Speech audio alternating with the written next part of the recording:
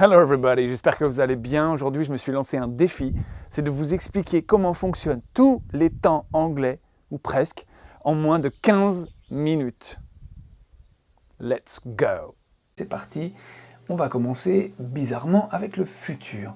Alors le futur en anglais, c'est pas un temps, déjà il faut le savoir. Le futur, pour parler au futur en anglais, on utilise un seul auxiliaire, c'est l'auxiliaire will, qu'on va faire suivre du verbe. Exemple, one day I will quit smoking. Will, ici l'auxiliaire will, suivi du verbe quit, qui veut dire arrêter. I will quit smoking. Et cet auxiliaire will, ça reste tout le temps will, ça ne bouge pas, c'est tout le temps le même auxiliaire. On a une deuxième possibilité, c'est be going to. C'est une expression, be going to, qui veut dire à peu près je vais faire quelque chose ou il va se passer quelque chose. Donc, ça permet de parler de l'intention, quand on a l'intention de faire quelque chose, ou une prédiction, quand on prédit, quand on sent qu'il y a quelque chose qui va arriver. Exemple, I'm going to quit smoking. Je vais arrêter de fumer. J'ai l'intention d'arrêter de fumer. I'm going to, suivi du verbe quit.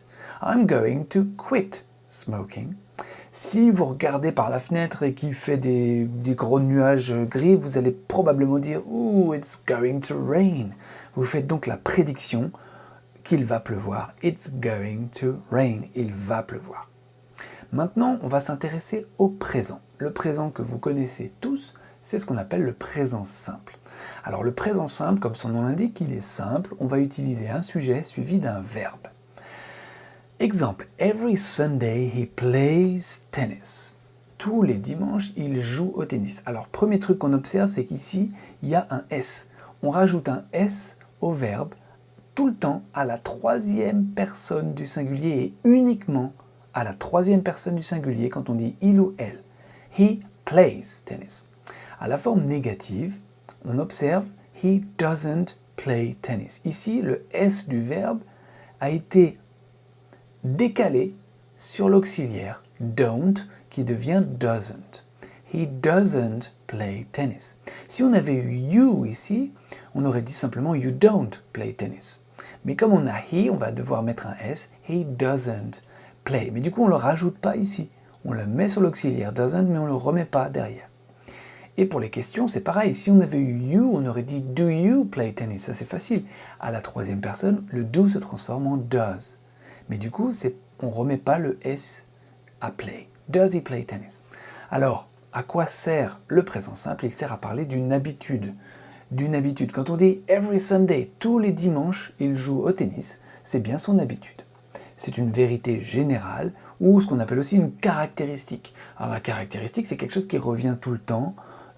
Exemple, the sun rises in the east. Le soleil se lève à l'est. Je crois que voilà, personne ne peut dire le contraire, c'est une habitude du soleil que de se lever à l'est, si on va aller par là. C'est une caractéristique, tout le monde est d'accord là-dessus. Et on vient mettre le S ici parce que the sun, c'est la troisième personne du singulier, c'est il se lève à l'est. Il y a des repères qui peuvent vous aider.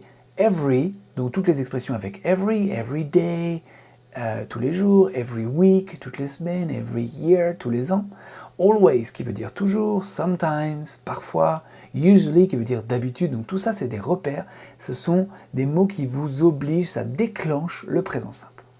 On va passer maintenant au prétérit simple. Et vous allez comprendre que le présent simple et le prétérit simple, moi j'appelle ça des cousins.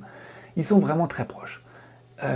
Pareil, on a un sujet et un verbe. Exemple, last Sunday, he played tennis. Alors ici, maintenant, c'est plus tous les dimanches, c'est dimanche dernier, last Sunday.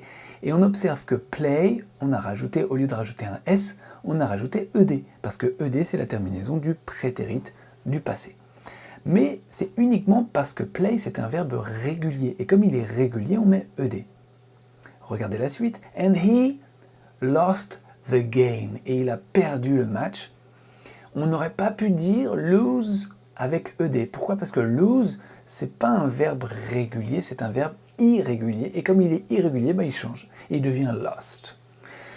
À la forme négative, vous vous rappelez, on avait he doesn't play au présent simple. Et doesn't se transforme en didn't. Et c'est didn't à toutes les personnes. He didn't win the game.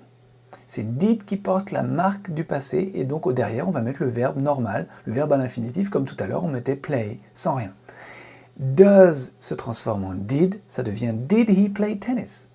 Okay? Pareil, did porte la marque du passé donc on ne va pas remettre ed ici.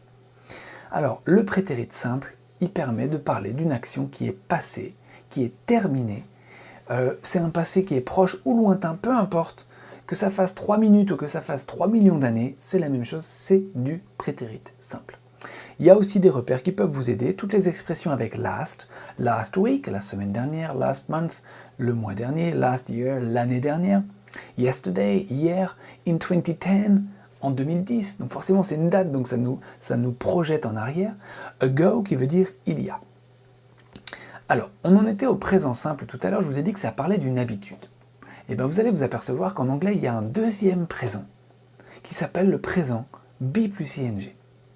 Et le présent be plus ing, comme son nom l'indique, on prend le sujet, on va prendre be qu'on va conjuguer au présent, I am, you are, he is, we are, you are, they are, donc on va le conjuguer au présent, et derrière on va mettre un verbe avec la terminaison ing. Alors ça paraît compliqué comme ça, mais regardez. Where is Mike? Où est Mike? He is playing tennis. Il est en train de jouer au tennis. Alors tout à l'heure, on a vu que le présent simple servait à parler d'une habitude. Et bien on va s'apercevoir que le présent be plus ing, il ne sert pas à parler d'une habitude. Regardez, il sert à parler d'une action qui est en cours de déroulement. Une action qui est en train de se passer. On construit avec l'auxiliaire be au présent, he is, suivi du verbe play, ing. He is playing. À la forme négative, he isn't playing. Et à la forme interrogative, on inverse he is qui devient is he? Is he playing tennis? Alors il y a un deuxième effet de sens, c'est le futur. Alors ça c'est hyper bizarre. Des fois on utilise le présent be plus ing pour parler du futur. Alors regardez mon exemple, vous allez comprendre. He is playing tennis tomorrow at 2. Il joue au tennis demain à 10h. Et bien c'est comme en français, on dit il joue au tennis. On utilise du présent. He is playing tennis. Ça ne veut pas dire il est en train de jouer, ça veut dire demain il joue au tennis. C'est du futur. Et oui, c'est comme ça. Et dernier effet de sens, c'est le commentaire ou le jugement, ou la critique. He is always playing tennis. Il joue toujours au tennis. Ici, on a du présent be plus ing. Bizarre, hein? Ça ne veut pas du tout dire « Ah, il est en train de jouer au tennis », c'est « Ah, il n'arrête pas de jouer au tennis, il est toujours en train de jouer au tennis ». Ok? Donc, quelques petits repères. At the moment, qui veut dire en ce moment. Now, qui veut dire maintenant. Ou look, qui veut dire regarde. Et là, vous allez comprendre. Tout à l'heure, on a vu que le présent simple, il allait avec le prétérit simple.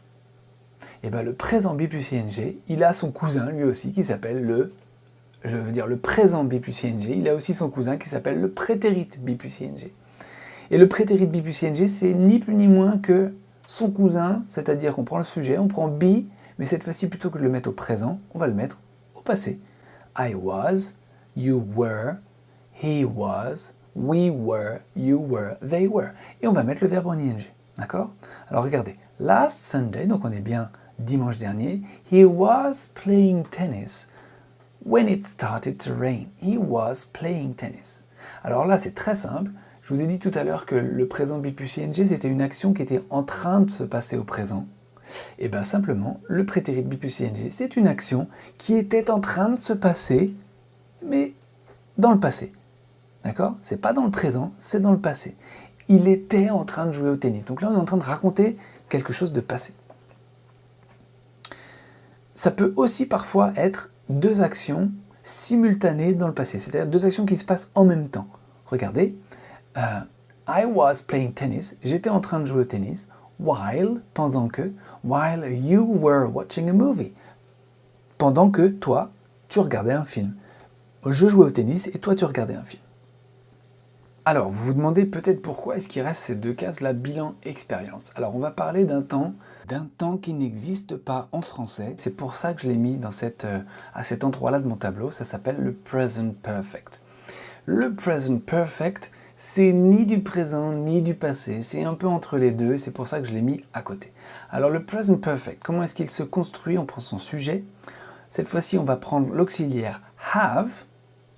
et non pas l'auxiliaire be, comme tout à l'heure, l'auxiliaire have au présent, suivi du participe passé. Alors le participe passé, soit vous mettez ed, d'accord, comme au prétérit, soit si le verbe est irrégulier, vous allez trouver la troisième case, la troisième colonne des verbes irréguliers. Regardez un petit peu. She has played tennis since she was 10. Elle joue au tennis depuis qu'elle a 10 ans. Look, I have bought a new racket. Regarde, j'ai acheté une nouvelle raquette. Alors ici, franchement, il ne faut pas se demander est-ce que c'est du présent, est-ce que c'est du passé. Il faut se dire, le present perfect, simple, ça sert à faire un bilan au moment présent des expériences qu'on a faites dans le passé. Par exemple, quand on dit « She has played tennis since she was 10 », on le dit maintenant au moment présent, on se retourne vers le passé, on parle de quelqu'un et on dit « Elle joue au tennis depuis qu'elle a 10 ans. Et elle continue à jouer encore aujourd'hui. » C'est pour ça qu'on appelle ça le present perfect, parce qu'on fait le lien entre le passé et le présent. Quand on dit « Look, I have bought a new racket », j'ai acheté une nouvelle raquette. Ben quand on dit ça, on fait le bilan de ce qu'on vient de faire, d'une action passée, c'est-à-dire le fait d'acheter la raquette, et on peut la voir maintenant, au présent. D'accord ? Donc on s'intéresse beaucoup aux résultats. En fait, dans ces deux expressions, et quand on utilise le present perfect, ça ne nous intéresse pas de dire quand c'était. Ce qui nous intéresse de dire, c'est qu'est-ce qu'on a fait. D'accord ? C'est le résultat qui nous intéresse. Il y a plusieurs repères, comme for et since, qui veut dire depuis, already, déjà, not yet, pas encore. Quand on dit j'ai pas encore fait ça, ça veut dire qu'on fait un bilan. So far, qui veut dire jusqu'ici. Quand on dit jusqu'ici, je n'ai jamais conduit de voiture, eh ben, on fait un bilan. Never, jamais, ou ever, qui veut dire déjà. Alors, le truc, c'est qu'il y a du present perfect simple, et il y a ce qu'on appelle le past perfect, ou bien qu'on appelle aussi le pluperfect. Alors, c'est pas un temps qui est très connu, mais il existe. C'est en gros le present perfect, mais vous allez le mettre au passé. Donc vous allez prendre votre sujet, et au lieu de mettre have au présent, vous allez mettre have au passé. Et donc ça va devenir had. Et le participe passé, ben, il reste toujours le même. Alors ici, le past perfect ou le pluperfect, je ne vais pas passer trop de temps dessus, c'est une action passée, ça c'est sûr parce qu'on est au passé, qui précède une autre action passée. Donc, regardez mon exemple, vous allez comprendre. When I arrived, quand je suis arrivé, donc là on est déjà au passé, vous racontez une histoire qui vous est arrivée il y a quelque temps. Quand je suis arrivé, when I arrived, she had already started her match. Elle avait déjà commencé son match. D'accord ? Alors c'est un temps vraiment qu'on peut comparer pour le coup au plus que parfait en français. Le plus que parfait, elle avait commencé. D'accord ? Donc en fait, cette action-là, elle précède l'action ici. D'accord ? Elle arrive avant. Donc on a vu present perfect simple et le past perfect, ou le pluperfect. Le truc, c'est que le present perfect, vous imaginez bien que là, il va avoir aussi sa version en ing. Présent B plus ing, prétérit B plus ing, present perfect, ing.